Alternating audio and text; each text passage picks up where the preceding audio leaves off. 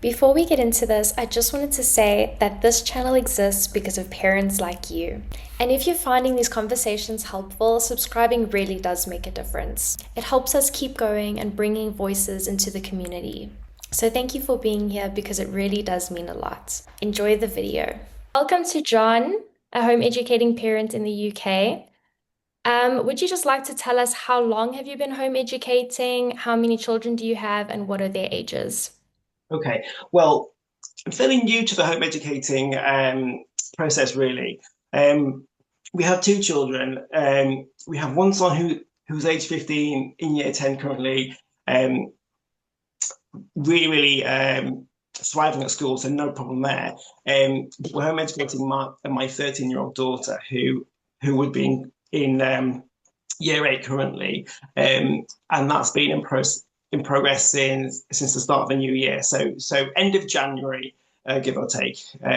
So yeah, we decided to deregister her in January after a very lengthy period of time, just kind of weighing up options and and just really considering what the best approach would be for her because school really wasn't working out for her. It was quite a difficult period of time. There was lots of anxiety, lots of stress around school, a lot of nights of crying, uncontrollable crying, to the point where well, we thought about and discussed home education previously, but it never kind of presented itself as a viable option for many reasons. But the more school and secondary school particularly got more acutely intense and anxiety inducing for my daughter, we thought, no, actually, I think this does need to be the approach. So we kind of came to the decision before Christmas that my wife would continue working full time, but I would step away from employment myself, and I would kind of like devote myself full time to being a home educating parent because we didn't think any other approach would work well. Sorry, a part time home ed approach wouldn't work.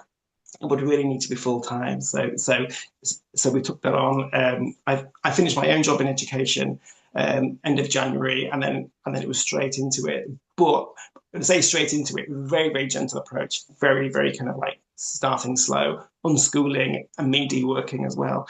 And because I've worked in education myself for 20 plus years, I had to de-school as much myself as my daughter did. So we were doing it side by side.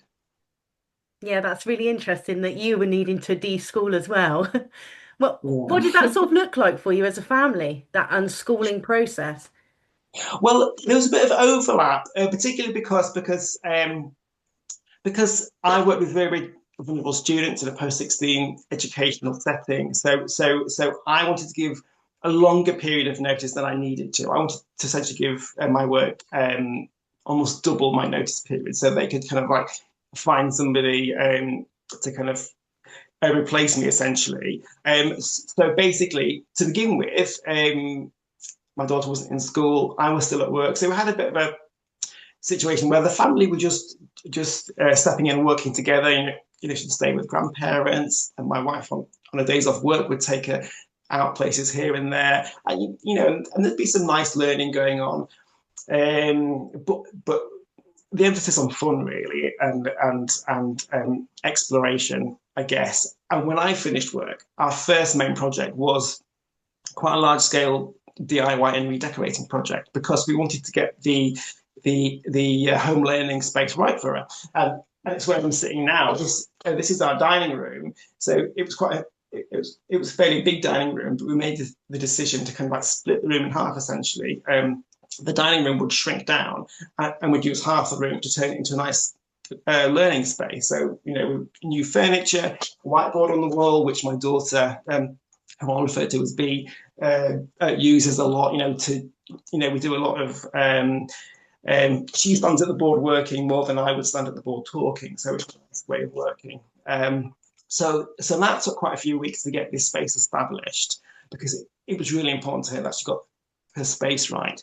And we buy a big window where we can see the garden. We've got lots of trees and plants around. She wanted a really nice green and nature filled environment to work in, but also a very fun space. So she was able to kind of we both worked together to decorate it ourselves. So it's a really nice established space now, and it's where a lot of learning takes place for us, as well as going outside and trips and groups and all that kind of thing. Yeah, what a really That's nice lovely. activity where to start. Yeah, because that's Yeah, where you're going to spend most of your time, I guess, during the day. So why not have that yeah, input and that discussion as to what that looks like?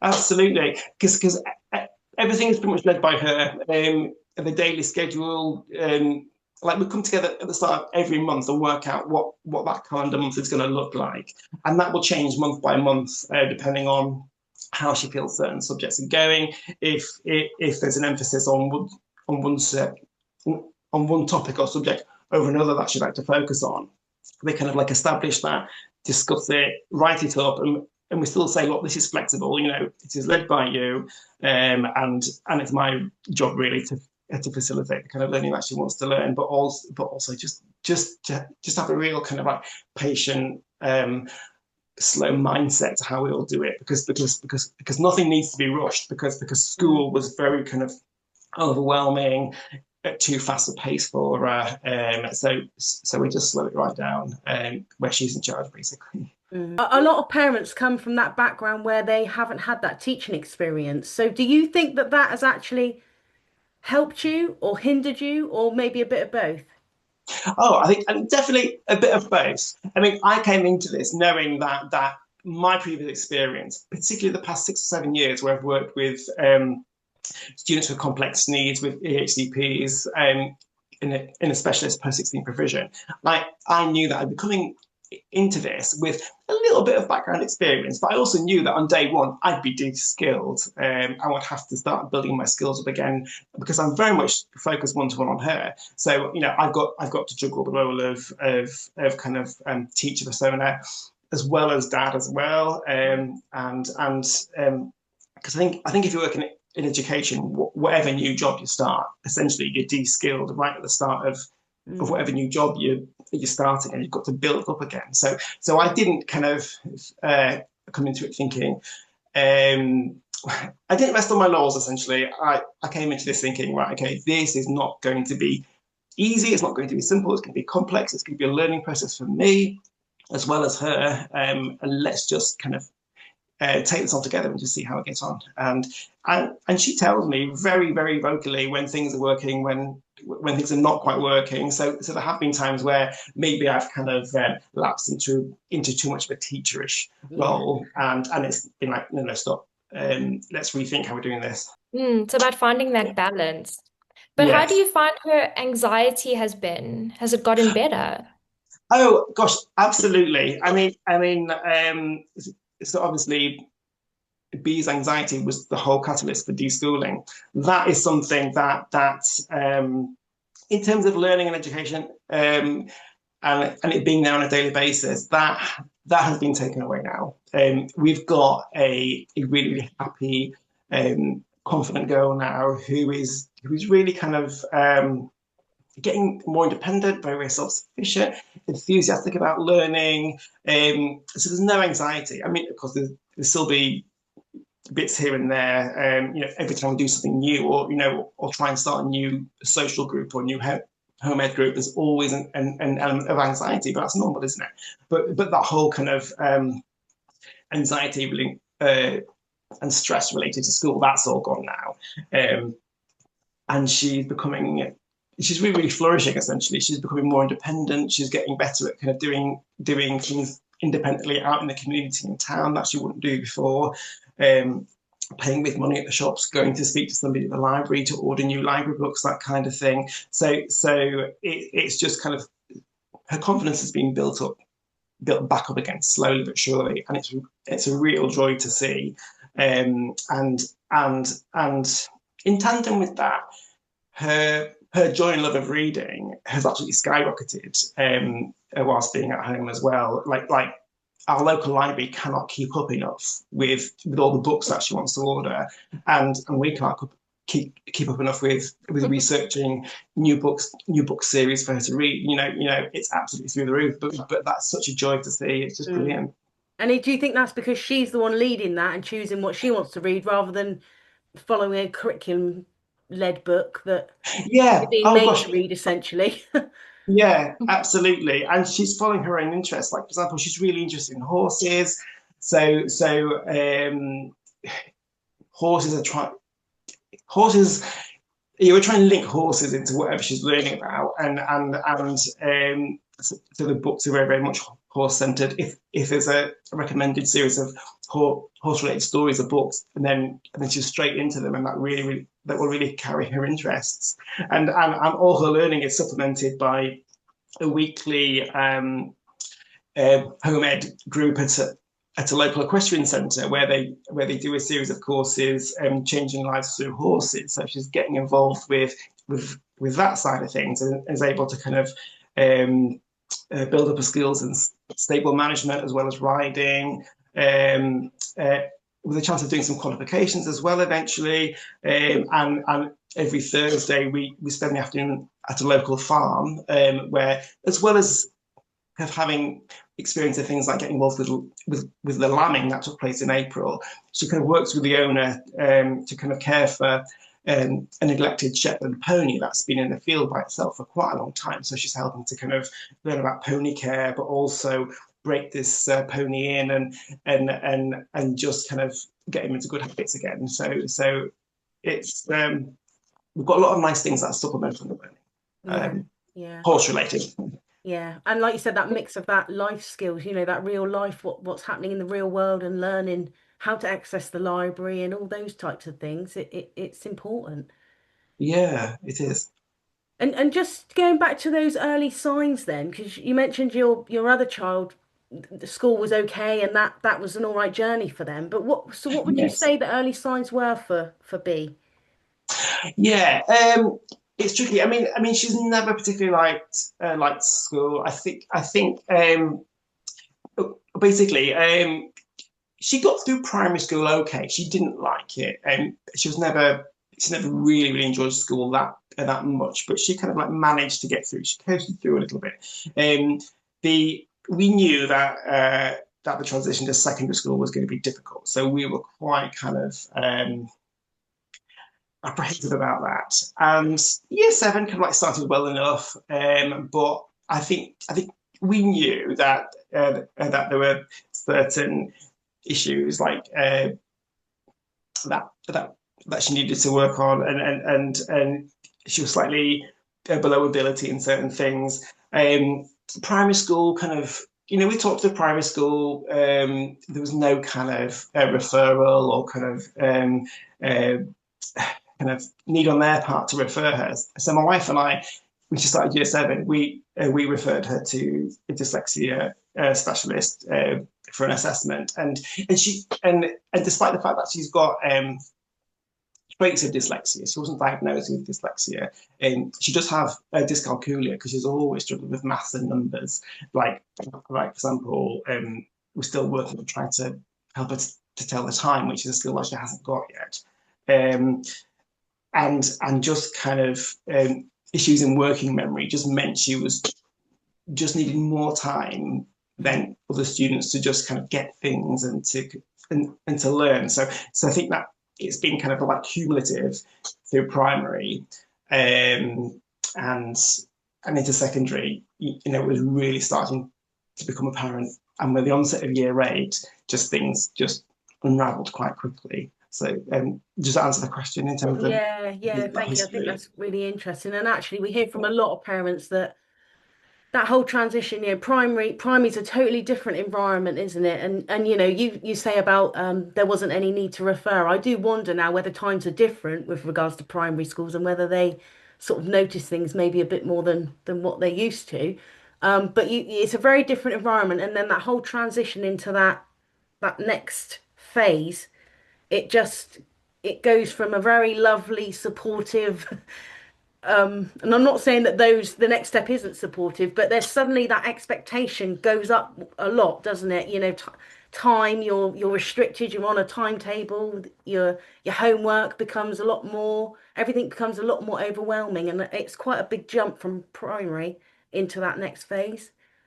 Yeah, yeah, absolutely. And like the primary school was supportive, but and my wife dealt with like the SEND coordinator at primary school. I think she received support where she could, but I mean, obviously, because I've worked in education, I've got that kind of insight that there's staffing's an issue. If there's pupils, students, young people with competing needs, it's very difficult to manage that. So I never wanted to be hard on any of the schools at all, particularly because with myself working in education. So I've never kind of I might wanted to kind of put any kind of like fault at the school. My perception is that they've always tried to do their best, and in secondary school, like she was placed in mixed ability classes across the board, except for maths. It was recognised that she was struggling, so she was put in a group for more support. And then the school just kind of reassured us that all teachers were trained for adaptive teaching, and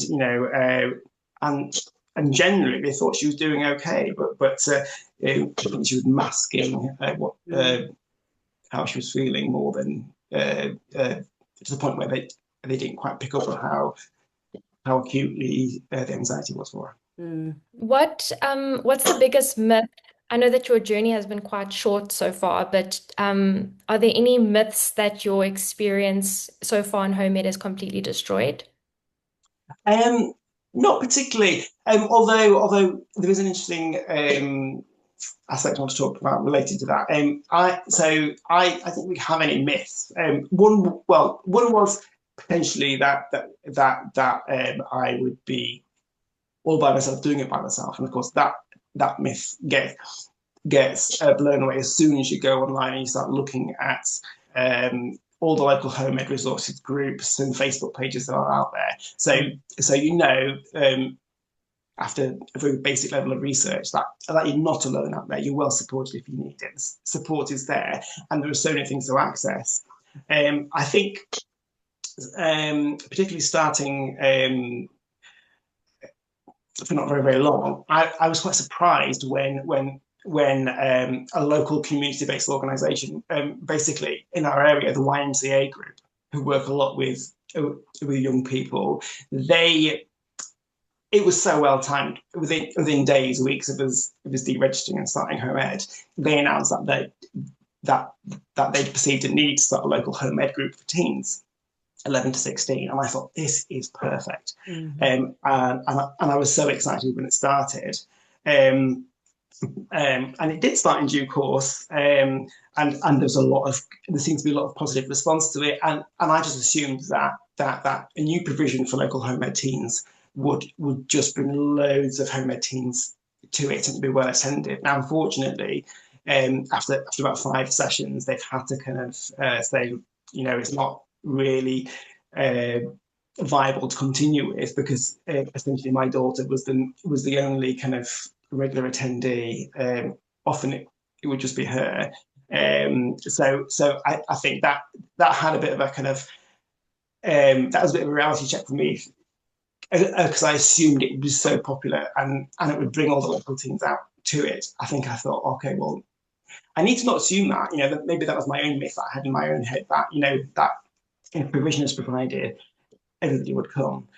And I kind of get the reasons why, because some teens and teenagers who are in a home ed situation, maybe their parents work, they've got to kind of organise their own learning during the day, and if they want to go to a group, particularly if it involves travel, that's restrictive. I mean, I do recognise that in my position of being like a full-time home ed parent, it's probably quite a privilege in comparison to the situation of other families. So maybe I could have needed that reality check, and also it just made me think, okay, so with this in mind, with this local home ed provision for teens that was provided, and it didn't really continue and thrive. Well, I've got to think now. Well, can there be some responsibility on me now to see what I can do, what I can contribute to the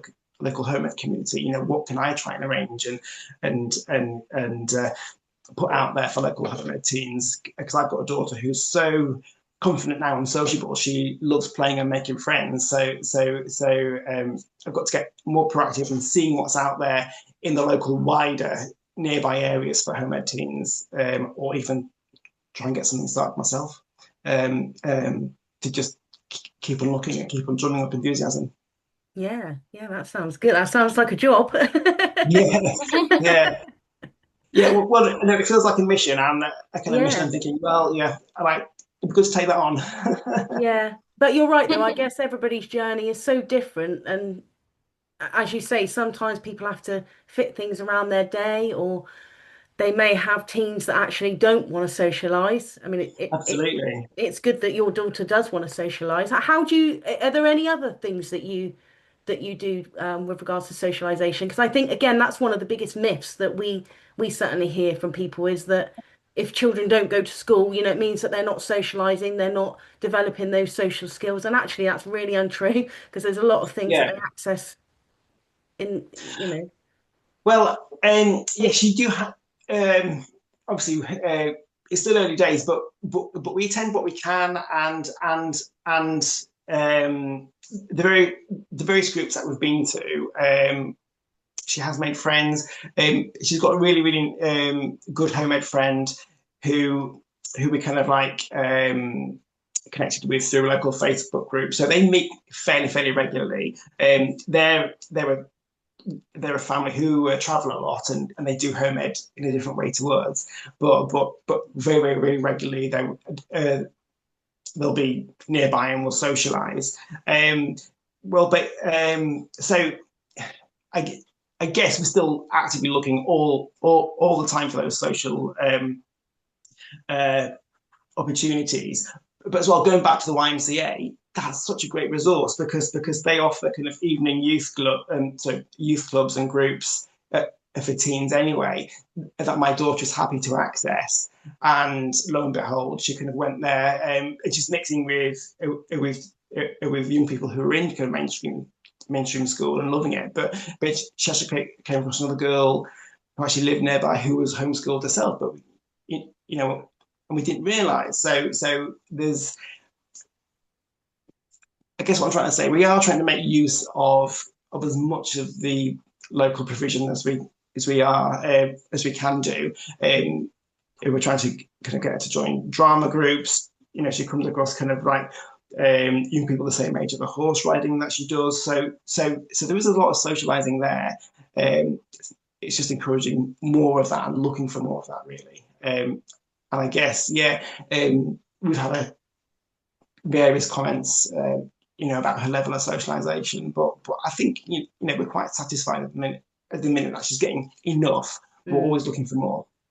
And we're, you're the first dad we've spoken to, so we're really interested from a dad's perspective. How do you feel that you're supported enough? And you mentioned the Facebook groups and things like that. Do you sort of make sure that you're in all those and that you've Yeah, got that contact yourself as well? yeah, I do. I mean, I think I'm quite active in looking for these homemade groups and meetups, and wherever there's a meetup, I'm really keen to get involved because I'd like to meet homemade parents and I'd have conversations, build up a little network, as much as my daughter's needs require that as well. Yeah, absolutely. I mean, I feel well supported because there's always the social media, the Facebook groups, and all the resources out there to help. And when I have gotten to meet fellow homemade parents, I've met another homemade dad recently, a few of the mums, and it is just nice to speak to them to get their perspective, their support, and everyone's just been really friendly that I meet. So we're always trying to look for the next homemade hike, the next homemade park meetup we can. So because mixing is so kind of key to us, for my daughter as well as myself, just to share stories, what tips, just get that kind of perspective of how it's all going, basically. Shame, it sounds like you're trying really hard to make a really great environment. You're doing a good job. Oh, thank you. And obviously that includes kind of like food tech and DT and domestic skills. It's all kind of threading it all together and like getting the balance right. There's I need to make sure that there's that everything's juggled right. So planning for the day is sorted.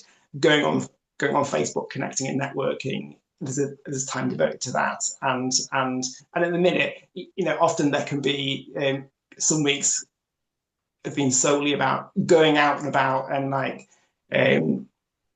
seeing things and trying to join groups where sometimes the learning time has gone down a little bit, but again that's just finding the right balance and just kind of working on that continually.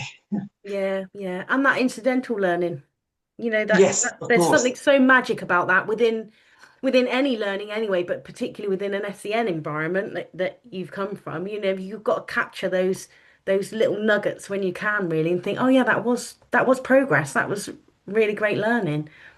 Yeah, absolutely. And like keeping a daily diary of everything we do, that's just so kind of useful for not only can like generating a report when the time comes, but also it's just it's so important to both of us that we've got this daily record of what we're doing, because obviously that just really just nicely logs and details the learning, the incidental learning, as you say, the planned learning, and the unpredictable learning opportunities that crop up here and there. The discussions, everything's kind of like diarised, which is quite nice. Yeah.